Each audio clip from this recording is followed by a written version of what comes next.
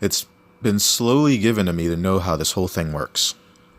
So to preface, I need to recap on some things I've covered ad nauseum, because there's no apparent logic to the chronology, and not everyone watches my videos in the order I've produced them. One of the first things you'll notice is that I try to interpret the ancient mythologies with an understanding that the gods represent actual forces, and they give order to the the power of the photon, which is also living and animates all things. But that said, as my work progresses, I also learn new things. Excuse me. And, sometimes it reveals new aspects of the gods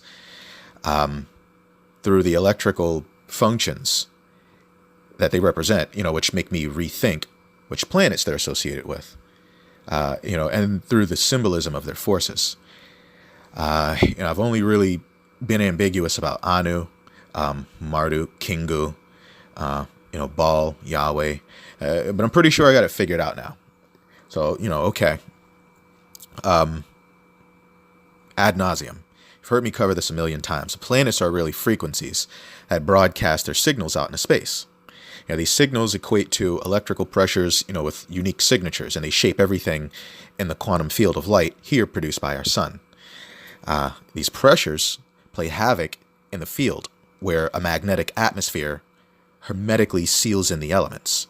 So all chemical processes on the earth are a product of water and heat.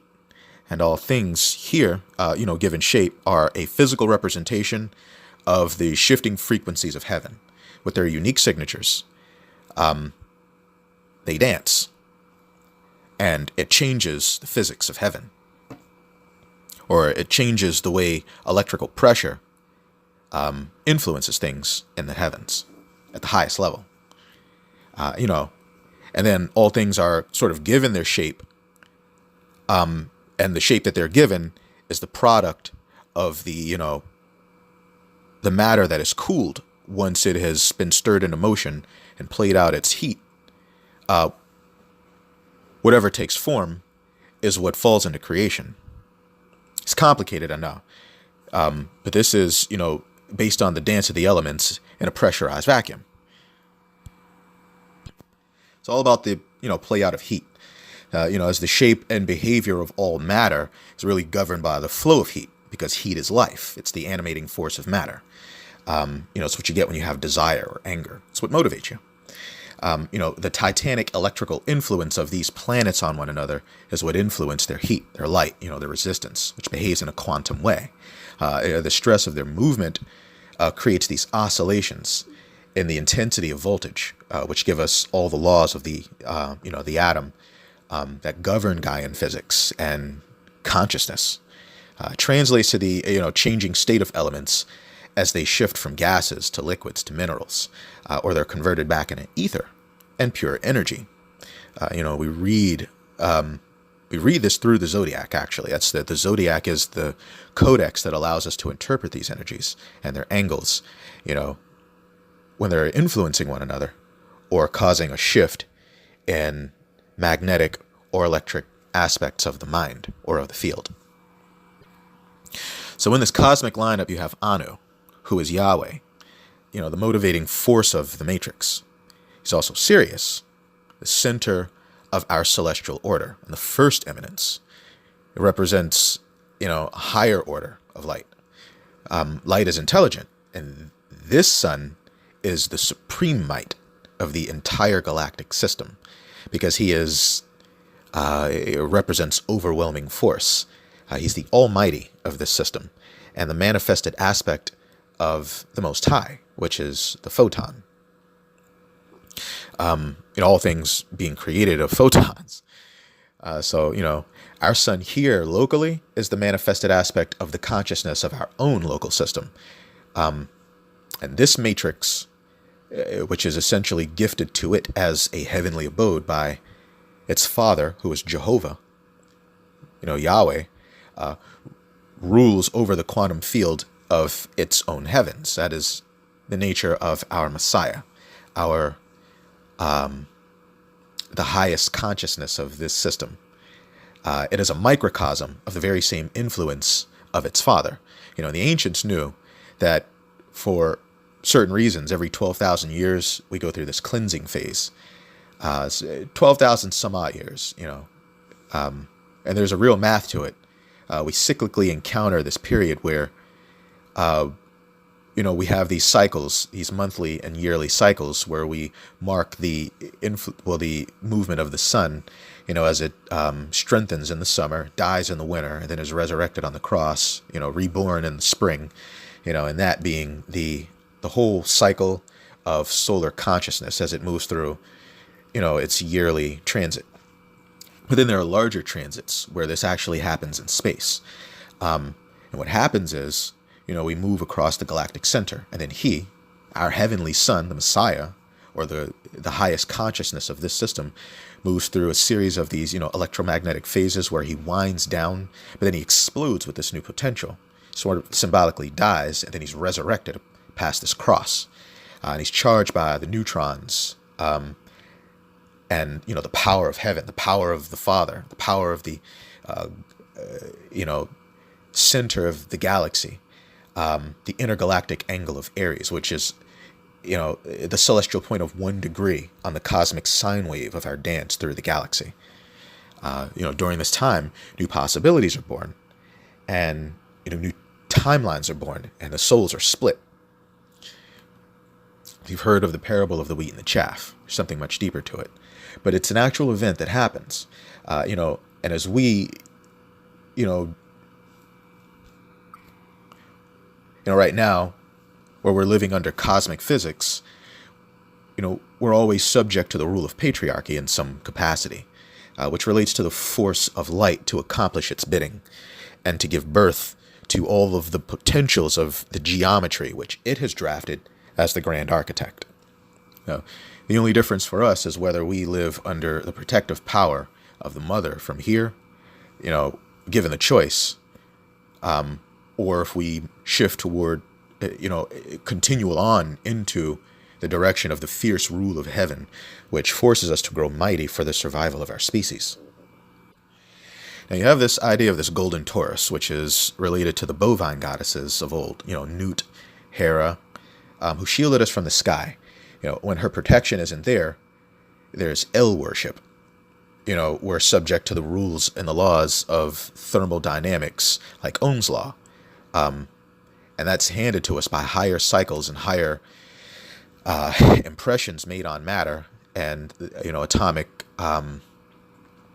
rhythms that begin in heaven based on the dance of these planets, and subject to that law, physics are harsh. And in the restriction of, that sort of, gravity, they call it gravity. It's not really gravity, it's magnetism. But it's a force imposed on us from space, and under those laws, we're living under the rule of sort of who is the strongest and the mightiest of the land, who has the power to take by force.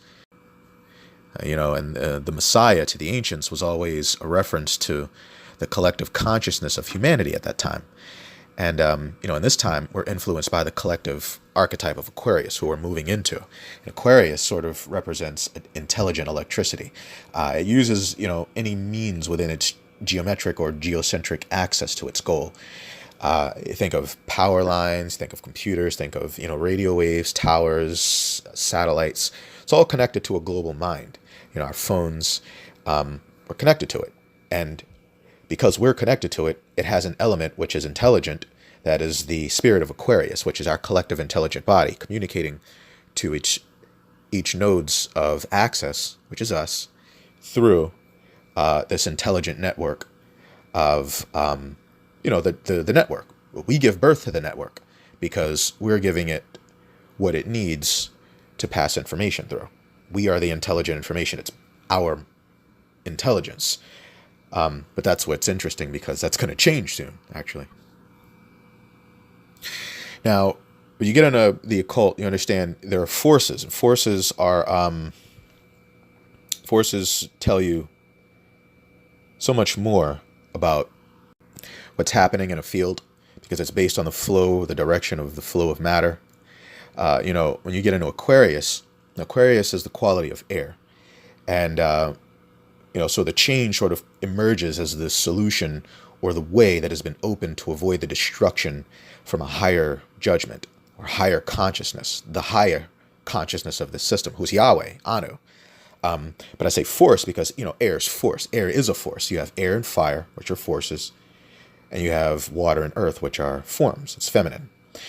So with this force, air, it can be gentle, it can be strong. The idea is there is a force. So there is a pressure that's building that creates the need to change in a certain way, that brings in gradually more and more the desire or the need for the consciousness of Aquarius to take root, to force the evolution of mankind.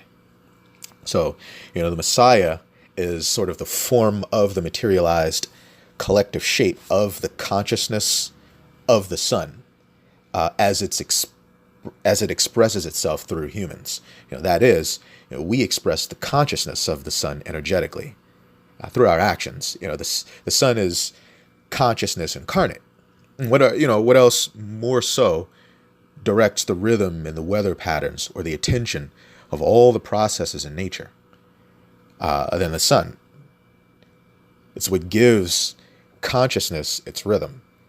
And every 2,000-ish years, we move into a new phase relative to the galactic center.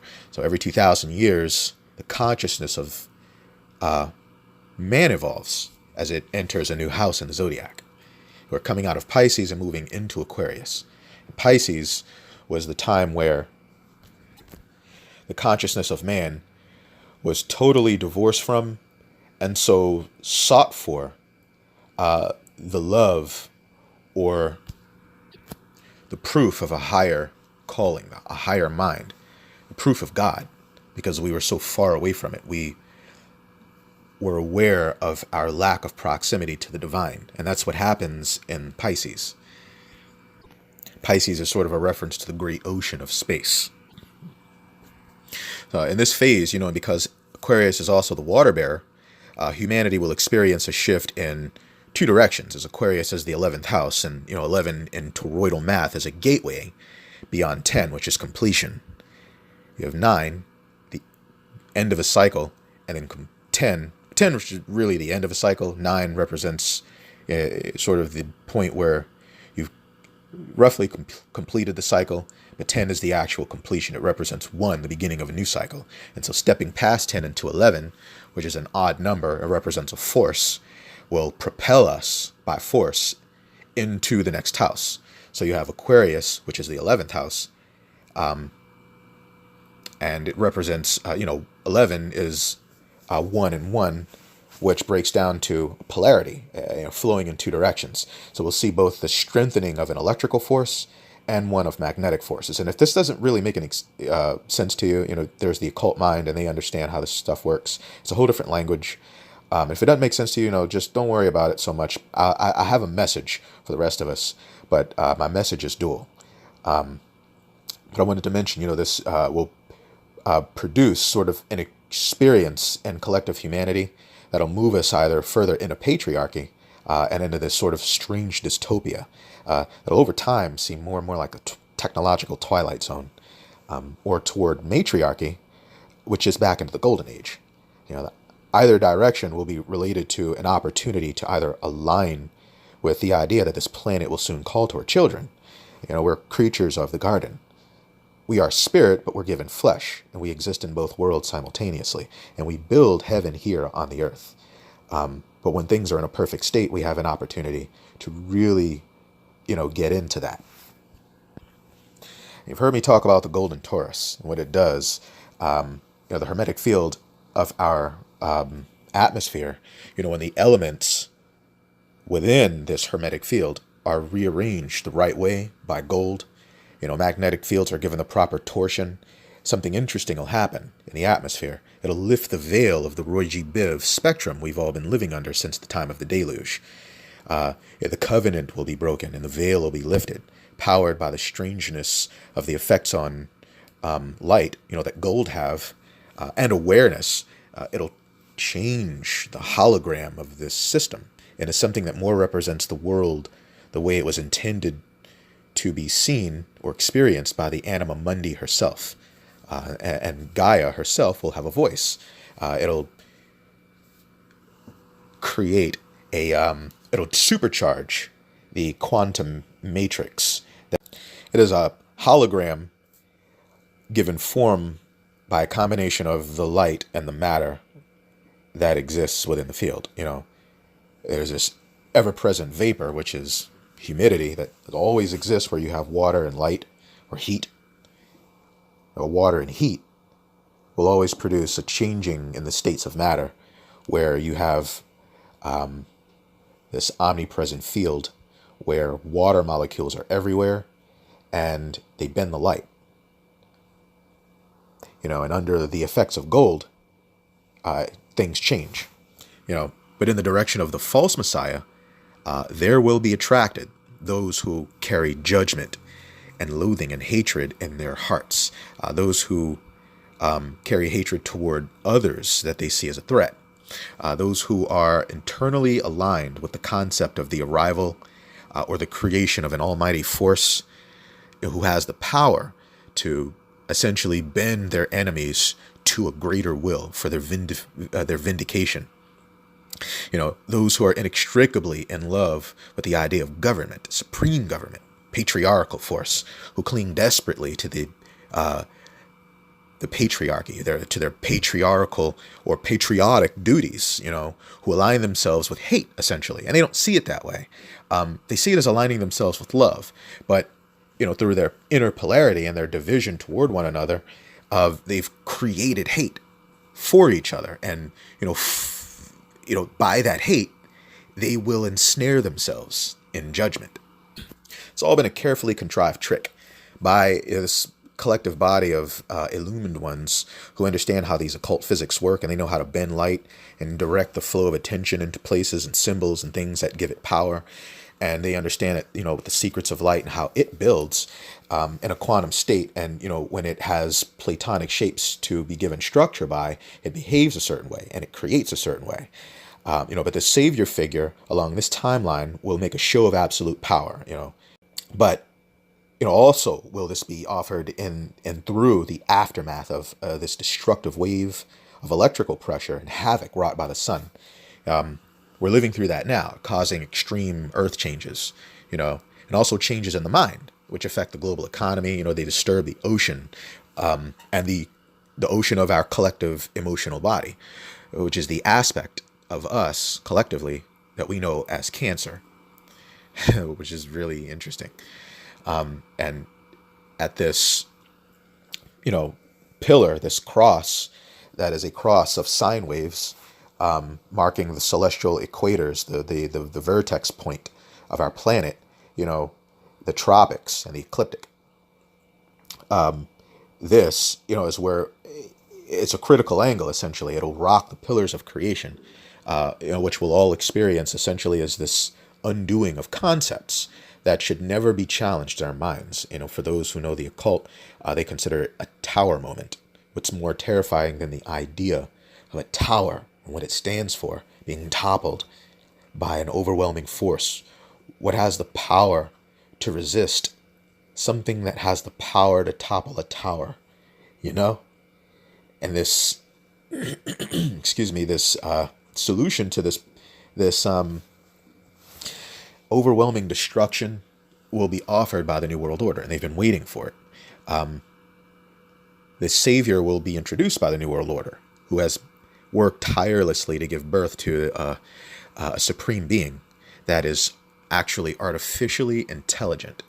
And this Messiah will have absolute power, dominance, control, and authority over all the earth because of the power afforded to him by the virtual system which has been created for it to evolve through. They've developed this D-Wave technology, and in quantum computing in China, if you know anything about it, to house the mind of this, basically a wild beast.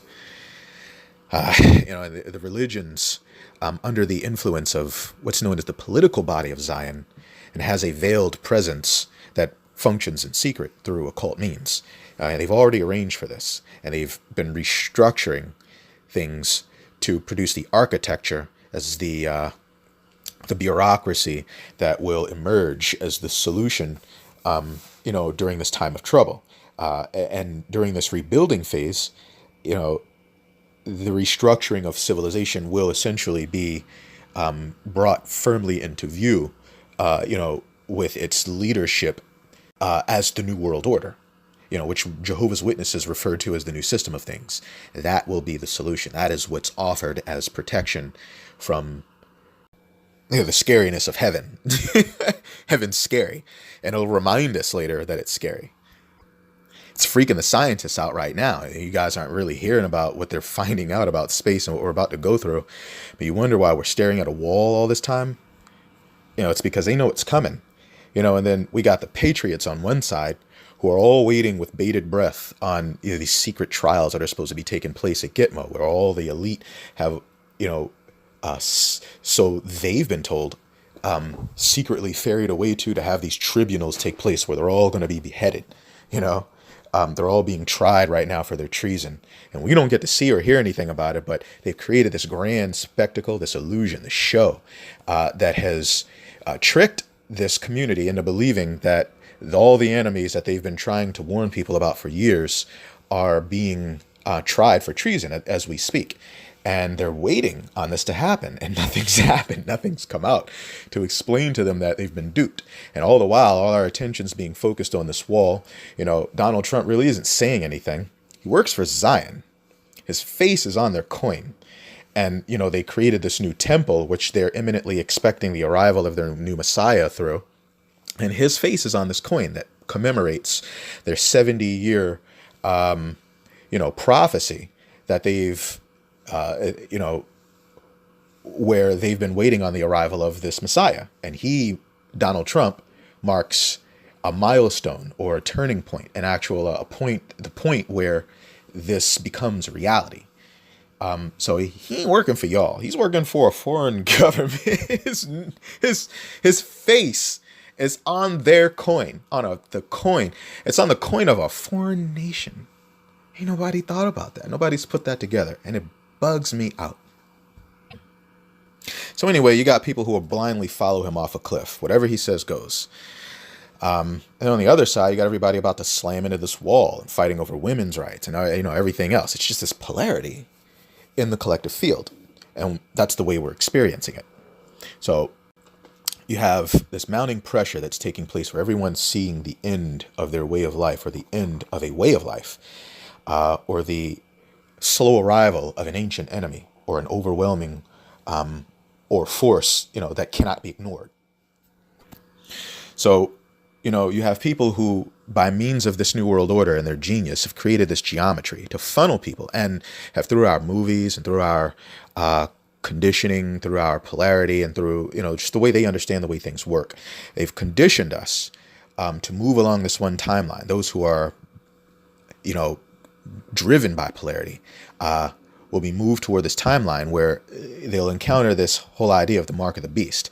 And those who don't bear this mark won't be protected by this beast system. They'll still be, they'll fall into two categories. You'll have those who accept the mark, who accept this false authority, this United Nations, and this intelligence, the supreme intelligence. And then you'll have this other group, one that they resist, and they're still waiting on heaven to produce a savior. They're going to be caught and annihilated by a storm of heaven. Or by resistance to this beast. The elite write about how they'll just trample humanity when they merge with these machines. Nothing will be able to stop them. And then deceive these souls who've taken the mark. And under this new authority, they'll proceed to evolve with, overwhelming force as their solution. This thing represents, or it will have, a monopoly on power. And offer severe, social and economic consequences for those defying its orders. Ultimately, fatal consequences. There will be no escape, no resistance from the power of this technical god who, thanks to the invention of smart dust, and aerosol technology has been delivered everywhere. There are interviews with Elon Musk where he explains all this, about this smart dust, which will incorporate the body work of this Messiah. The Messiah, who is mysteriously linked with all of the collective might of all of these governments of the world. It will have the power to wipe entire cities off the map. It says it will have the power to call fire down from the sky. And they forged omnipotence for him. These weapons, these drones, nanotech will be the substance of the manifest form of this thing, how it reaches out and touches things on a physical level. And they have all these drones and these things that swim and these things that run that look like dogs. They have humans that can flip and do acrobatics, all tied into this matrix. It's all powerful. There will be nothing, no escape from it. It'll just burn through and assimilate what is left of resistance.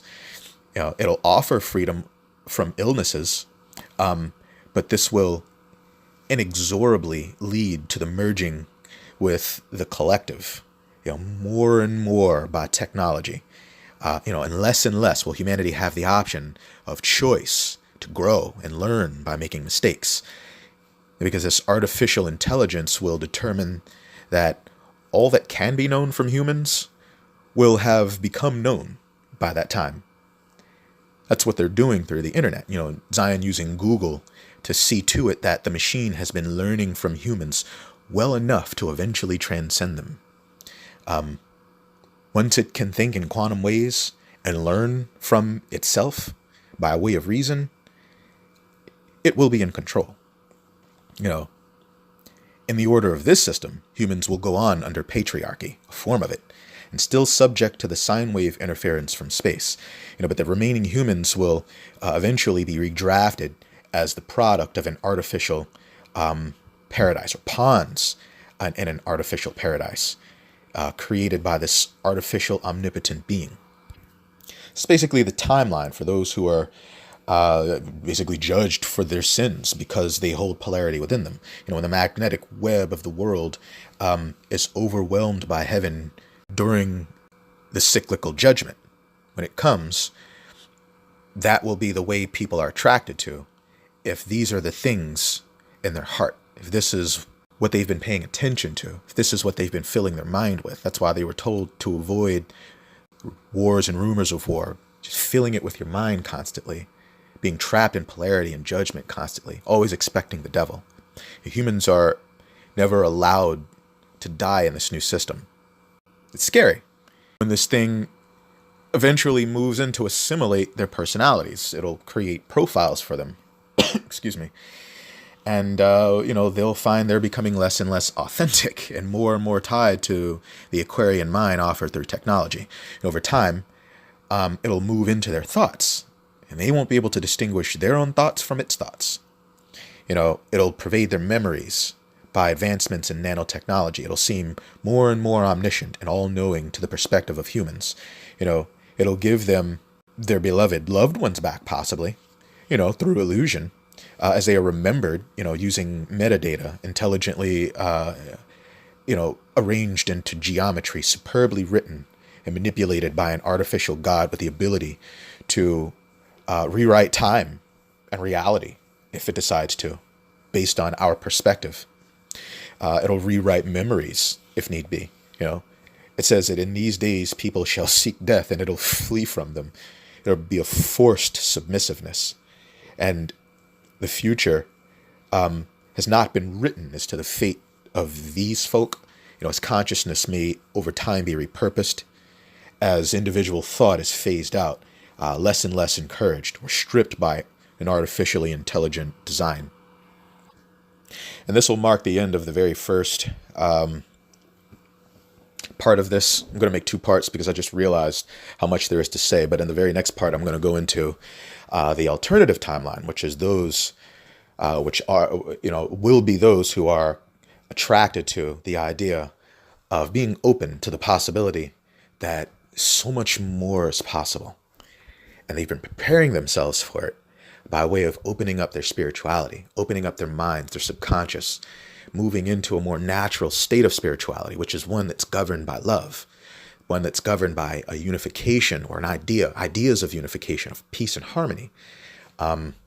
Those who are more and more centered into themselves and less convicting of other people to be the solution, to all their shadow work, the destruction of their enemies, being the solution to everything that represents their bane.